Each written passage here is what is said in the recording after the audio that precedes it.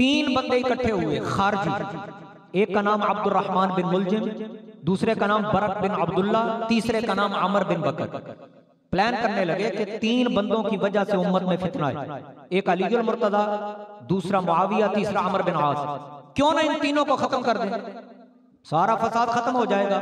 Abdurrahman इब्ने मुलजिम कहने लगा अली का जिम्मा मैं लेता हूं, बरक बिन अब्दुल्ला कहने लगा मुआविया का जिम्मा मैं लेता हूं, अमर बिन बकर कहने लगा अमर बिन आस को कत्ल करने का जिम्मा मेरा, एक दिन हमला करना है।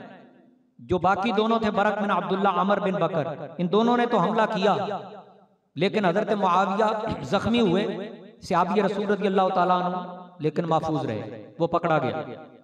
हजरत अमर बिन आस रज़ियल्लाहु ताला अन्हु उस दिन नमाज पढ़ाने के लिए ही ना आए बाई चांस, तो जो वहां पे नमाज पढ़ा रहा था अमर बिन बकर ने समझा कि शायद यही है, उसने उसको अमर बिन आस समझ के हमला कर दिया। वो जख्मी हुआ लेकिन महफूज रहे। ये जो अब्दुर्रहमान इब्ने मुलजिम था ये कूफा आ गया।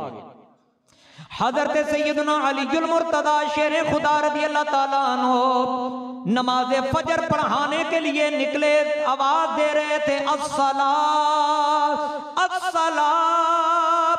मतलब क्या था, लोगों को मोटिवेट कर रहे थे, आओ नमाज की तरफ, आओ नमाज की तरफ।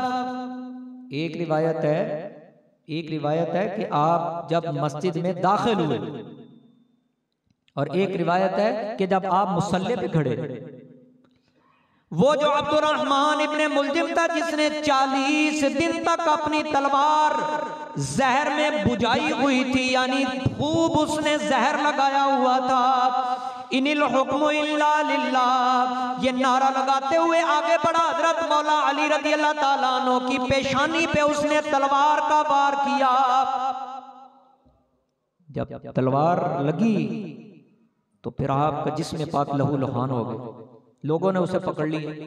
हजरत मौला अली रज़ियल्लाहु अन्हु ने फरमाया इसे फौरन मारना नहीं है, इसे खाना खिलाओ, इसे पानी पिलाओ। अल्लाह अकबर, क्या कुव्वत बर्दाश्त थी शेर खुदा की, अली हैदर कर्रार की, कुर्बान जाऊं उनके कदमों की खाक।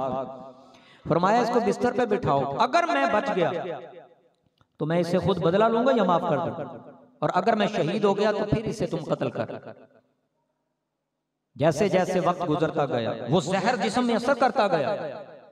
जब उसने जोर पकड़ लिया तो हजरत मौला अली शेर खुदा रज़ियल्लाहु ताला अन्हु ने अपने बच्चों को वसीयत, इमाम हसन को वसीयत, और सियासी वसीयत नहीं थी। हजरत सैयदना अलीजुल मुर्तदा रज़ियल्लाहु ताला अन्हु ने इमाम हसन मुज्तबा से फरमाया, ए हसन और बाकी बच्चों से फरमाया अल्लाह ताला से डरते रहना, हमेशा इस्लाम पर इस्तिकामत दिखाना, अल्लाह की रस्सी को मजबूती से पकड़े रखना, इंतिशार से बचना, फसाद से बचना, सिला रहमी करना, यतीमों से हुस्ने सलूक करना, पड़ोसियों का ख्याल रखना, कुरान मजीद पर हत्तल इम्कान अमल करने की कोशिश करना। ये सारे वसाया आप फरमाने लगे। तो आगे से उन्होंने सवाल किया, हजरत ये बताइए अगर आप शहीद हो गए तो हम हसन मुज्तबा की बायत कर लें? अल बिदाया वन निहाया में हाफिज इब्न कसीर ने लिखा है, जिल्द 7 सफ़ा 362, फरमाया ना मैं तुम्हें हुक्म देता हूं ना मना करता हूं, जो तुम्हारी मर्जी कर लेना। और गुरूब आफताब से थोड़ी देर कबल आप इस दुनिया से पर्दा फरमा जामे शहादत नोश कर लिया। इन्ना लिल्लाहि व इन्ना इलैहि राजिऊन। बाज़ किताबों में ऐसी रिवायात भी मिलती हैं कि आपको कूफा के दारुल अमारत में दफन किया गया। बाज़ रिवायतों में मिलता है कि आपको मदीना शरीफ भेज दिया गया, जन्नतुल बकी में दफन किया गया। बाज़ रिवायतों में कूफा की जामे मस्जिद में आपको दफन किया गया। और जो मोतमद रिवायतें, मुस्तनद रिवायतें, वो ये हैं कि नजफ अशरफ में जहां आज आपका मज़ार अनवर है, यहीं पे आपकी तदफीन हुई। जो आपका कातिल था अब्दुर्रहमान इब्ने मुलजिम, इतना बदबख्त था, इतना बदनसीब था।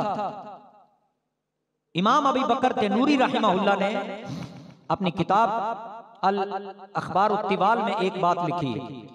कहते हैं कि अब्दुल्ला इब्ने जाफर रज़ियल्लाहु ताला अन्हु जब उस बेईमान को कत्ल करने लगे तो आपने उसके हाथों को काटा, पांव को काटा, कहा अपनी जबान बाहर निकाल। कहने लगा नहीं, जबान नहीं निकालूंगा। आपने फरमाया क्यों? कहने लगा मैं चाहता हूं कि मैं अल्लाह अल्लाह करता दुनिया से जाऊं। इससे पता चला कि हर अल्लाह अल्लाह करने वाला भी अल्लाह वाला नहीं होता।